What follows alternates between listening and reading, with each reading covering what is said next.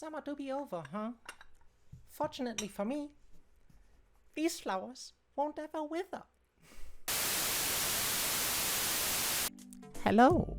With current BCS season, I think it's as good a time as ever to talk about the most important clan out there, Nectar. We got a lot to talk about, and we just started off with our main grade 3, because who'd ever need any other cards than their main grade 3? Because our entire game plan resolves around Cecilia Reverse and a desperate attempt to call her to rearguard from deck. We have a couple of options to get her front row skill off, which says at the end of battle she attacked when she got called from deck. You can counterblast 1, lock 2 standing rear guards, and if you locked something in your front row, you bind her and rewrite her as stand. So the goal is to have a bunch of swings with your rear guards and your stride vanguard, then swing with Cecilia to get an additional force marker. We will always go force 1 because plus 10 is plus 10, and trust me, the power gain is relevant. But how do we achieve all this? The answer is pretty simple. We stride and use some of our very good strides, or we don't manage to and use one of our bad strides. As for the main deck, we run some random V starter. I was thinking about running the Musketeer starter, but it never comes up that your soul got a Musketeer. If the name Musketeer is relevant, it's always when checking top 3, when searching your deck, stuff like that. So it doesn't really matter which starter you run. As for the crits, we want the stride crits, because striding kinda the name of the game. We have other options as to what to discard for a stride, but having 4 more grade 3s to stride with, grade 3s, definitely advantageous. Then we have some funky Musketeer crits. Mostly run these because they counter charge if you call them due to an effect. I was thinking about potentially running a 2-2 split if it comes to these, with the history collection crits, just to potentially have a defensive draw. Not sure yet, because trust me, the card draw would be. Then we run 1 Sentinel crit, just in case that we ever need the 30k shield for free. Furthermore, over trigger, because check it offensively, get a bunch of power, get an additional crit and a heal off. Pretty dope, pretty good. Definitely better than the Cray Elemental over triggers, just because it gives you an additional critical. It can be a 5th heal. Capping it off with 2 of the draw PGs. I'm not sure if this is the correct play. You might want to run regular draws instead of the draw PGs, and run our grade 1 PG, because her effect is pretty useful in certain matchups, but I'll get to that when we get to it. Then we have our 4 heal guardians. we run these over the regular heals because they give us a lot of defensive capabilities during the early game. And with Nectar, you do not really have the luxury of saying, yes, I have all the defensive plays. Oftentimes you just sit there, you look at your 2 cards in hand and say, well, no guard.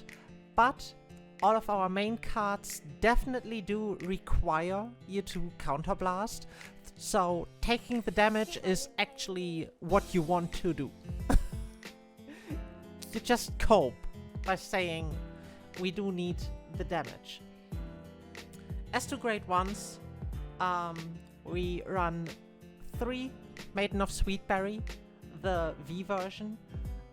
When placed, it gives you a plant token to rear, and if your Vanguard is a grade 3 or greater, you soul charge 1.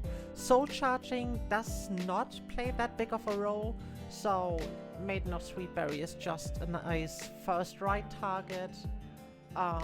She can get +5 power if your Vanguard is grade 3 or greater, so theoretically a 13k boost. But that's pretty much it. We primarily play her for her on-placed skill, which is giving us a plant token. Then we run 3 V Ruth. When placed on Vanguard, call 1 plant token. If your opponent's Vanguard is grade 1 or greater, call up to 2 instead. So this is primarily the grade 1 right target, because if you go second, you get 2 tokens. You can swing with a 10k column right away. Alternatively, she's basically doing as much as Maiden of Sweetberry. When she is placed from deck, however, she can retire herself and you counter charge 1. It does come up.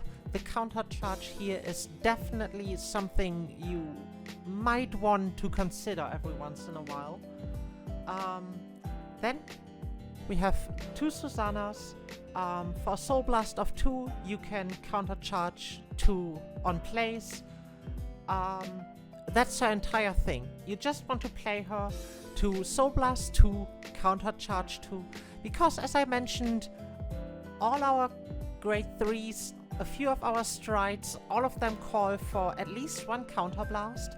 So you want to take the early damage, you go through counter blasts at an insane rate, especially in the late game. So having options to counter charge, definitely useful. And because we are playing in Stoichia, we have a few interesting one-offs. One of them is Ursula. Essentially, you plop this behind your Vanguard to give your Vanguard resist. That's pretty much it. Also, you can swap back row rear guards with one another. Not that relevant. Your back row will probably mainly consist of plant tokens, so they are 5k on each side in the early game. Her main effect is to make it so the unit in front of it can't be targeted. Sleeve Tugging Bell is an incredible tech, especially if you live in a region where Naokami is very, very prevalent. If your locals run a lot of Naokami, you might want to run 2 Sleeve Tugging Bells instead.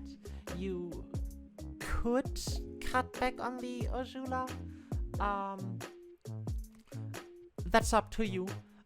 Sleeve Tugging Bell on place. You move all cards from bind into drop. And she gets +5 for every card put into drop using this effect. Has insane synergy with our grade 1 PG, Chiara, who you primarily only run for her drop zone effect, which is you bind her face up and return a card from drop and put it onto the bottom of your deck. That is just the cost you give a Musketeer plus 2k. The 2k don't really matter that much. You primarily play her in order to get pieces back into deck from drop if you discarded a Cecilia reverse to stride. If you drew your over trigger and you use it to guard. If you have other targets in drop where you say, oh, I'd really like this in deck. Worst case, you can target a crit, but that's probably the worst target. Great synergy with Sleeve Tugging Bell because it puts itself into the bind zone. So you use Kiara, binds itself, you play Sleeve Tugging Bell, Kiara moves back to drop, you can use her again at a later point, and theoretically you can loop it infinitely if you keep drawing your Sleeve Tugging Bell, because you can Kiara to put Sleeve Tugging Bell back on the bottom of your deck, use something else to shuffle, and then use the same Sleeve Tugging Bell in a later turn to put Kiara back into drop, rinse and repeat. However, that will never happen, because let's keep it a little realistic here. Then our last great one is thanks to History Collection, 3 Honolis. I don't have the updated versions, but even if you're the multi-attack deck yourself, it's always good to have the Honoli on board. You can kill it off yourself to make your opponent's next turn horrible. What I was running before Honoli, which might be a consideration for some of you, is Ture, which says on plays, counterblast 1, retire a rear guard, look at the top 3, call 2 Musketeers, to rear, put the rest on bottom of your deck in any order. She can be a nice option to run if you're willing to take the gamble of saying, okay, I checked top 3, I wanna find a Cecilia reverse that way. You have a few other Musketeers, like the Musketeer Crit, that care about being placed from deck, but I felt like she's the most unreliable card because she checks top 3, you have no influence as to what you might find. So I cut her for Honoli. We all know what Honoli does. You know, Honoli is Honoli. As to our grade 2s, have 2 Favila. At GB1,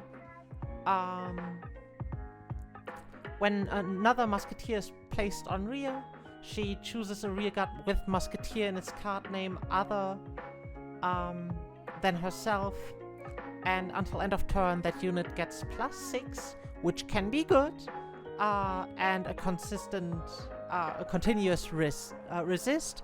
So in case you play into a Denial Griffin, can be useful.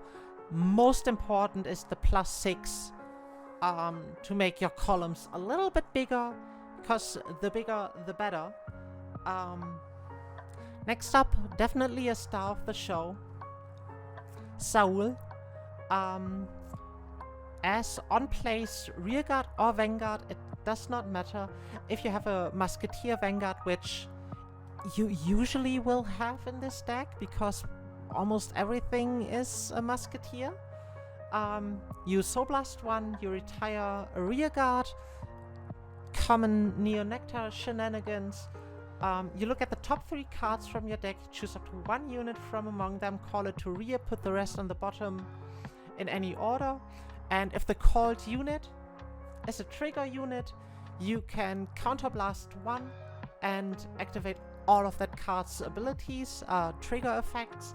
So you can use Saul to call an over trigger. Over trigger happens because you counterblast 1. You later on retire your over trigger by calling something over it, and can use Kiara to put him back on the bottom of your deck to potentially check him later on a second time. Then to Sylvia, she does not a lot. On place, you get a plant token. Plant tokens can be relevant. Next up, we have two Augustus. On place, be it rearguard or when you put him onto the Guardian Circle, you can retire one or more of your back row rearguards and he gets +5 attack or shield for each unit retired that way. And if you retire 2 or more for the cost, you get to put 2 units with Musketeer in their card name from drop back on the bottom of your deck and you draw a card. The card draw is really nice. The put from drop back on the bottom of your deck can be useful if you had to discard something to stride, if you just want to recycle pieces later on. Most importantly, he can get kinda big-ish on G. Like, he can guard for like 15, 20k if you retire your entire back row. And he draws you a card. This is the only card in Neo Nectar that really draws you anything other than your triggers. Which, as soon as you start playing Neo Nectar, you'll understand your hand size is not big. You will sit there and get your imaginary gift force, and you'll think to yourself, man, I wish this was XL2 just so that I get to draw a card. However, you don't necessarily have to discard a Cecilia in order to stride. Your main discard target is Rotting Usurp Dragon, because in drop, if you ride a grade 3, you can call him to rearguard. So the ideal is you discard him to stride, you do your entire Cecilia shenanigans, Cecilia rides herself, he comes back onto a rearguard circle for free. So you have an additional attack. He's essentially an attack extender from drop. Definitely useful. You can get away just running 2 of him. If you say, oh, I want Ture, you run 2 Ture, 2 Honoli, 2 Usurp Dragons. That is up to you. As last card, we have 3 of the regular Cecilia. She does not really come up. She is nice to ride if you are missing the Cecilia Reverse. If you say you want Cecilia Reverse to be exclusively placed on rearguard circles. Alternatively, she's a nice grade 3 to have. You ride her, you call 1 to rearguard in case you have to Ladislava. This kind of concludes our main deck, so we might just real quick go over our G zone, which is in theory pretty self-explanatory. We run 2 Katrinas, not because we run a ton of token generators. We primarily run her for her when attack. You search your deck for any card. For each token you control, you can call 1 card from deck to rear. Pretty nice to call Cecilia Reverse from deck. Furthermore, can make tokens bigger if you ever really need it. If you run Katrina, you might as well run Cycloned, because yeah, we have 1 or 2 token generators. It'd be stupid to flip something with Katrina and not flip Cycloned. And we run 2 because we have 2 Katrinas. Each Katrina flips 1 of them if you need a 3rd Katrina. Be my guest to only run 1 Ladislava run a third Katrina. If you have to go into a third Katrina, you've been doing something wrong. Our next strat, however, is Ladislava. She is incredible. I was running 4 of her before Katrina got unbanned. Because on Vanguard, you discard a card from hand, you choose a rear guard, search your deck for up to 2 cards with the same grade among them. That's why I'm saying that the regular Cecilia can be nice. On a rear guard, you choose her, you find reverse, you got there. Congratulations. You choose one of them and call it to rear. The other one goes to hand. So you essentially have your next turn third imaginary gift. And on attack, you counterblast 1, and if you have 2 or more rear guards with the same card name, you choose 2 of them to restand them. Can be really amazing if you have a Cecilia reverse in hand.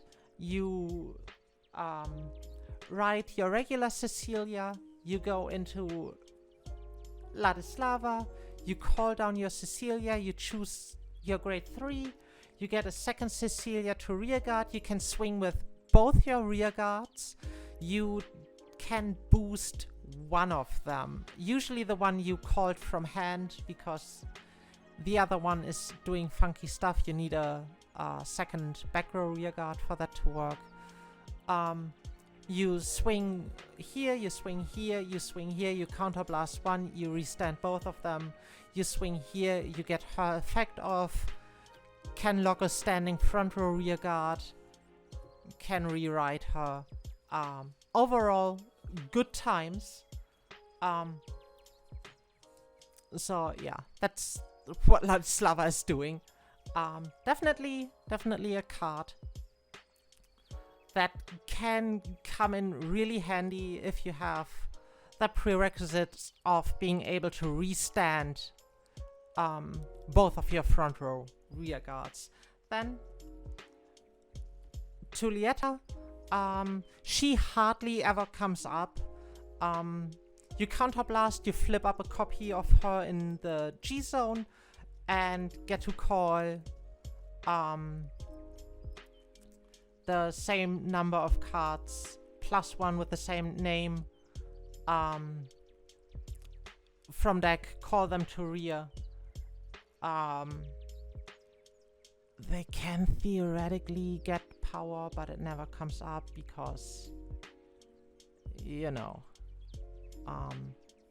she can give +3, doesn't ever come up. She's just like a last ditch effort to flip up stuff and find anything to repopulate your board after like a complete board wipe. Then we have our progenitor dragon. When placed, you discard stuff from your hand, and once during your next turn you can't lose. It never came up for me. I'm just running it because it can be nice to see, oh, I might lose next turn, maybe I can live if I survive once. But it never came up for me. He's just an option because we have a little bit of space in our deck. Then our proxy Harmonics Messiah, because why wouldn't you run Harmonics? You know, most G-zones don't struggle with, oh my god, I don't have options to spare 1 slot. G-Guardian wise, we play 2 Antero. He can get really big. On place, you Soul Blast 1, he gets +5. And if you have 1 or less rear guards or 4 or more rear guards, he gets an additional +15. So he can be a 35k shield on his own, your best defensive option, maybe even run 3. It depends on how you feel. about all your other options, I leave it fully up to you. Then we have one Rain Breath Dragon. On place, you can call a card from hand to rear. That unit gets resist, and he gets +5. So primarily after like intercepting and you need something on board, or if you're afraid that something will get retired that you just called, can be okay. I hardly ever call him. Next up, we have one Costarina. On place, you counterblast, you flip something, she gets +5, and you can call a card from hand. And if you have 2 or more units with the same card name as the called unit, she gets another +10, so a potential 30k shield, but treat her more as a 20k shield because it usually doesn't really come up. We don't play Bloom anymore. Our last G-Guard is 2 Robertina. On place, you can choose up to 2 normal units with the same card name from rear, or drop and put them on the bottom of your deck in any order. If you put 2 cards, you get to counter charge 1, and she gets an additional +15. So another potential 30k G-Guard. Can be nice if you lost a lot of resources, if you put a lot of stuff away. Can be useful if you have a second Cecilia reverse on rear, because you can choose her and something from drop, and you put both of them on the bottom of your deck. She gets +15, and you can call your Cecilia with Katrina during the next turn, essentially for free.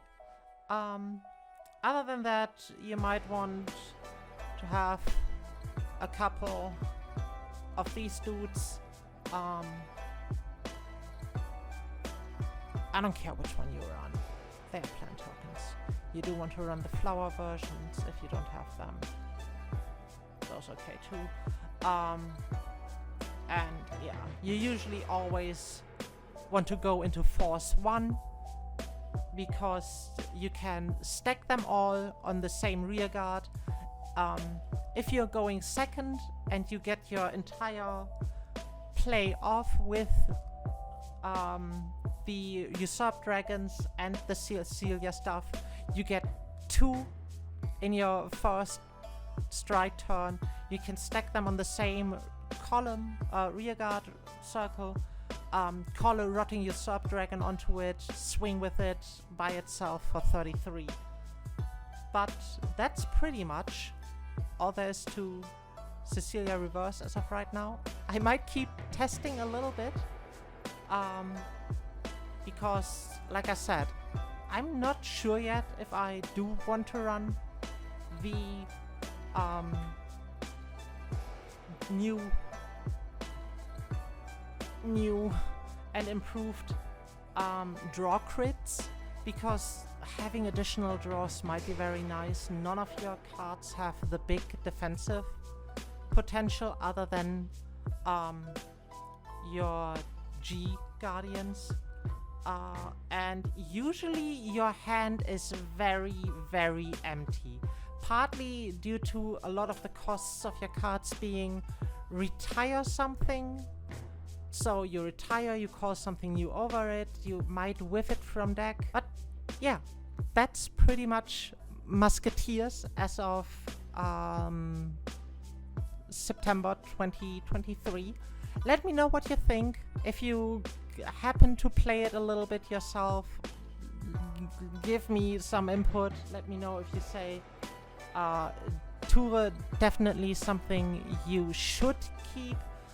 So far, I do not regret cutting her. She hardly ever did anything good for me, but I usually whiff and or brick pretty severely. I might be back once I figure out if you really want the Musketeer crits to counter charge. or if you say you just run the draw crits from history collection. But that's all I have for now. I see you around. Bye bye!